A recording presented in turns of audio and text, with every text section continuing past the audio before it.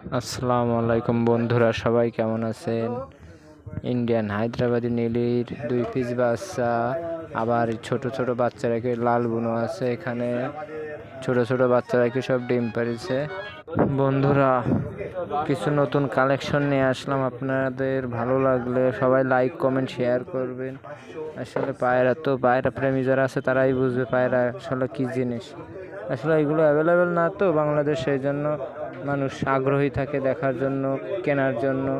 যদি কারো প্রয়োজন হয় লাইক কমেন্ট শেয়ার করবেন এবং সাবস্ক্রাইব করে দিবেন।